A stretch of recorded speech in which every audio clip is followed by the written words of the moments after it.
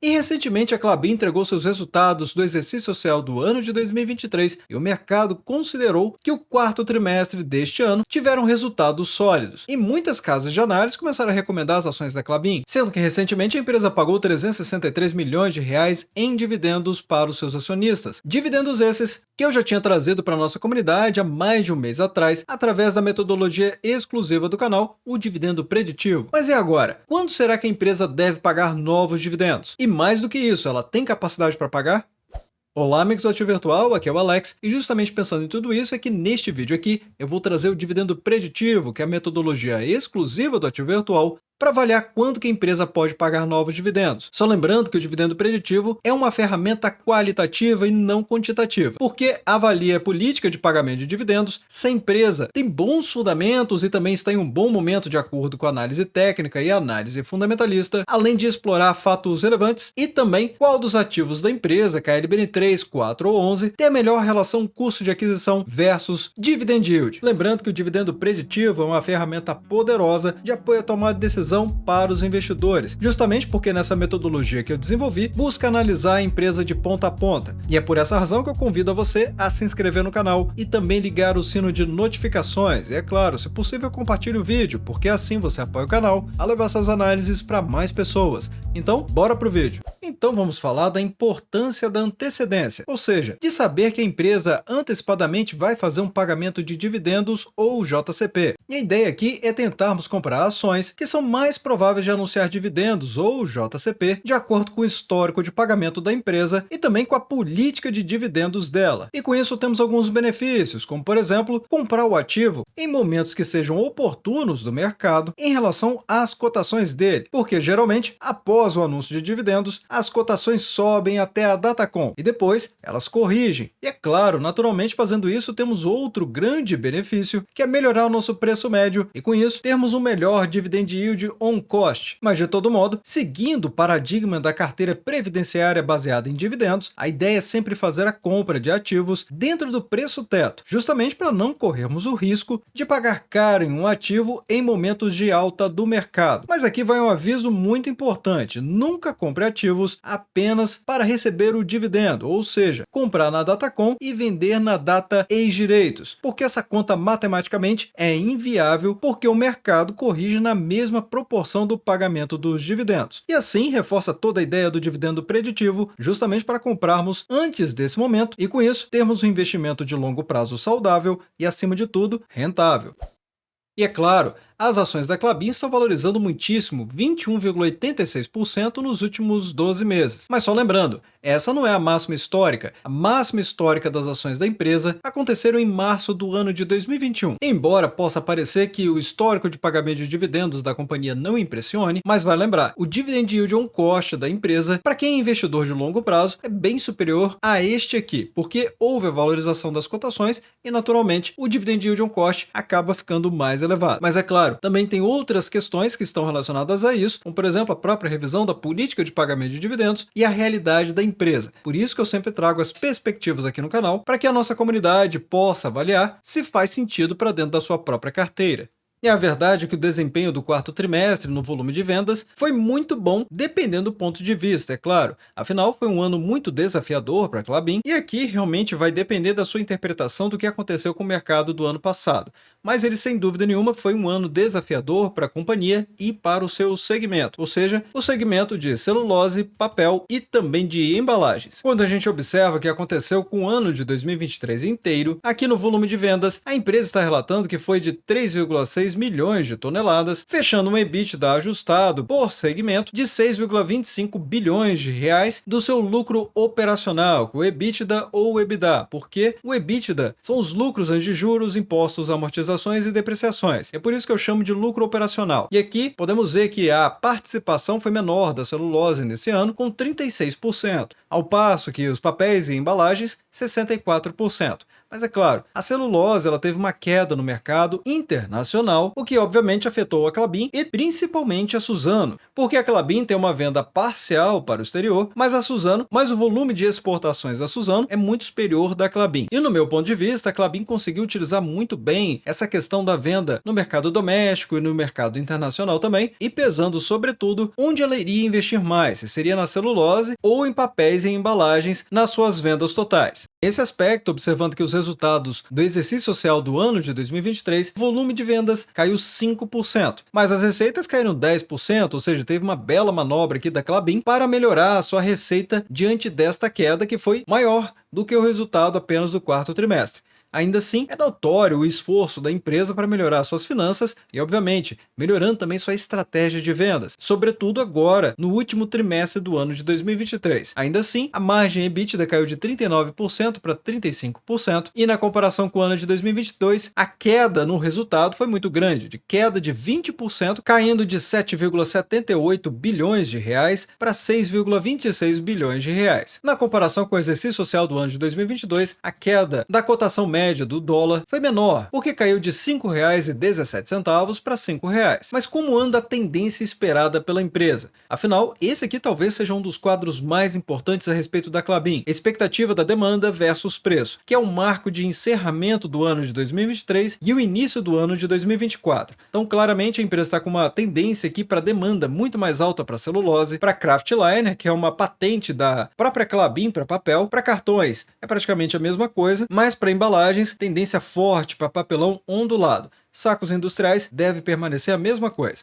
Agora, os preços devem ser mais fortes para a celulose no ano de 2024, tanto para a fibra curta quanto para a fibra longa, e os demais devem regular os preços com o ano de 2023, o que está ótimo. A empresa precisa realmente colocar a MP28 para produzir, e ela está com essa intenção. Eu acabei de mostrar o cronograma do ramp-up da companhia, mas esse preço aqui está fortemente atrelado com outras matérias que eu trouxe recentemente no canal, do Giro Rápido do Mercado, por exemplo, em que a empresa aumentou o preço da celulose no mercado internacional e ainda assim conseguiu resultados melhores no quarto trimestre.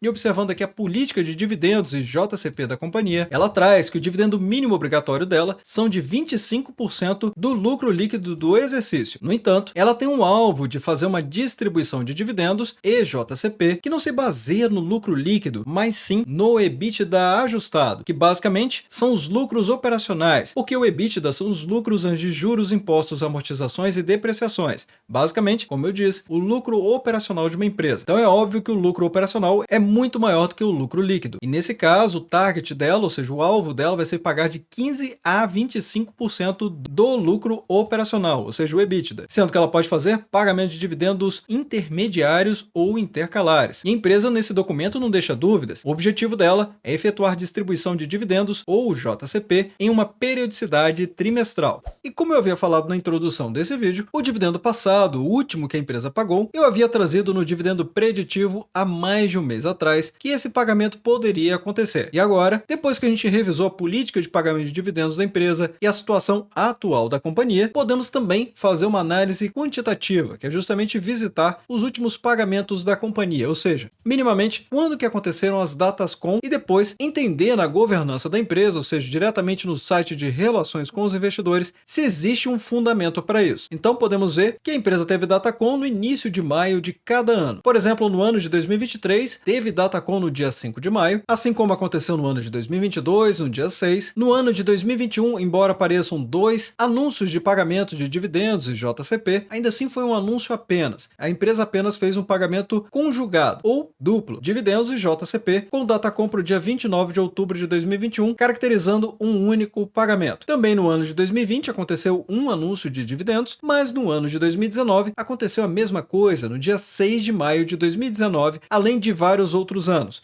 E o ponto que eu quero mostrar com essa divergência aqui entre alguns anos, embora seja uma análise quantitativa, é que realmente não adianta apenas olhar para as datas. É preciso compreender se a empresa tem capacidade de pagamento de dividendos e uma política de dividendos que sustente o novo anúncio de pagamento. Porque quando a gente observa, por exemplo, no gráfico do histórico de pagamento de dividendos da companhia, não é nem difícil de compreender. 2021, a empresa teve mais dificuldades, pagou menos dividendos, e 2020 praticamente não pagou. Então é claro que ela não vai ter a mesma constância de outros anos que ela pagou muito bem, como 2019, 2018, 2022 e também 2023. Se viermos aqui no site de relações com os investidores da Klabin e depois viermos no calendário da RI, ou seja, que tem os eventos mais relevantes da companhia, vai ficar fácil a gente perceber por que a empresa tem Datacom para os meses de maio. Afinal, em abril de 2024, a empresa tem vários eventos corporativos, mas entre eles, os dois mais importantes que vão acontecer estão aqui no dia 25 e também no dia 26 de abril. No dia 25, vai ter a divulgação dos resultados do primeiro trimestre do ano de 2024 e no dia 26, a apresentação através da teleconferência, onde a alta gestão da companhia vai apresentar estes resultados que vieram no dia 25 ao público para os seus acionistas e para o mercado em geral também. Então, entre essas duas semanas aqui, ou seja, entre a penúltima semana de abril e a última semana de abril e início de maio, ela deve fazer um novo anúncio de pagamento de dividendos para o início da próxima semana, que deve acontecer entre o dia 6 e 7 de maio de 2024. E isso é garantia? Claro que não. Como vocês viram, fizemos aqui vários estudos para chegar a essa conclusão da possibilidade do pagamento de dividendos, porque a empresa tem caixa, tem uma política de pagamento de dividendos que sustenta e ainda por cima perspectivas e investimentos para gerarem mais lucros, além de eventos de calendários importantes. E a pergunta que muitas pessoas me fazem nos comentários dos vídeos é justamente qual ativo vale mais a pena nesse momento. E no caso da Klabin, que tem 3 ativos, ou seja, KLBN3, que são as ações ordinárias, KLBN4, que são as ações preferenciais, e KLBN11, que são as ações em unit, qual dessas aqui está melhor para comparar agora, caso faça sentido dentro do seu portfólio de investimentos? Afinal, como eu sempre lembro, nenhum vídeo do ativo virtual é uma recomendação. Mas aqui eu já posso destacar características importantes, que aliás interessam a maioria dos investidores, como por exemplo, todas as ações da Klabin têm tag along de 100%, ou seja, proteção integral para o investidor minoritário, naturalmente em caso de venda da empresa. E as ações ordinárias e também as ações preferenciais recebem exatamente o mesmo valor de pagamento de dividendos, porque a empresa não faz distinção entre as ações preferenciais e ordinárias na distribuição dos seus pagamentos. No entanto, KLBN11 recebe mais dividendos, mas isso acontece apenas porque os ativos final 11 são as ações unit de qualquer empresa, classificando assim uma composição de ações. No caso da Klabin, quando você compra uma ação unit, na verdade você está levando uma ação KLBN3 mais 4 ações KLBN4, ou seja, quando você compra uma ação KLBN11, você está levando 5 ações da Klabin. E assim, ela tem uma cotação mais elevada, mas é por isso que ela recebe mais dividendos. Em termos de liquidez, as ações ordinárias realmente são as ações que têm a menor liquidez na bolsa de valores, entre 1 e 2 milhões de reais negociados diariamente. Já a KLBN4 vai gerar cerca de 7 a 10 milhões de reais negociados todos os dias. E a ação que tem a maior liquidez vai ser realmente as ações em unit, que nesse caso passam aí dos 60 milhões de reais. Nesse momento, tanto as ações ordinárias e preferenciais estão bastante equilibradas, o que significa dizer que as cotações são muito semelhantes na bolsa de valores. Então, comprar KLBN3 ou KLBN4 dá exatamente na mesma, até porque o pagamento de dividendos é o mesmo, o fundamento é o mesmo e os indicadores também. E nesse caso, seria melhor comprar as ações KLBN4, que têm preços semelhantes às ações KLBN3, mas entregam ainda mais liquidez. Agora, se você precisa de muita liquidez e está buscando o ativo que tem a melhor relação custo de aquisição versus dividend yield neste momento, sem dúvida nenhuma, KLBN11 é a sua ação. Ela está mais descontada e é por isso que o Investidor 10 coloca aqui essa estrela na frente de cada indicador desse. Que, aliás, os indicadores atrelados ao preço, ou seja, o PL, que é o preço dividido pelo lucro, basicamente quanto que o mercado está precificando a capacidade de geração de lucros da empresa, está menor, com 9,42 e as outras duas com 9,44. O PVP mostra que a empresa está um pouco mais barata do que as demais, mas ainda assim, esse múltiplo corresponde a 119% acima do valor patrimonial da companhia e o dividend yield ligeiramente superior também, 5,37%. Mas vai deixando nos comentários abaixo qual a sua opinião e sua expectativa também a respeito da Klabin. E desde já agradeço o seu like e também por compartilhar os conteúdos do Ativo Virtual. Bem, obrigado pela sua companhia neste vídeo. Eu sou o Alex e este é o canal Ativo Virtual. Aproveito o momento para agradecer os membros do canal que ajudam a levar essas análises para toda a nossa comunidade.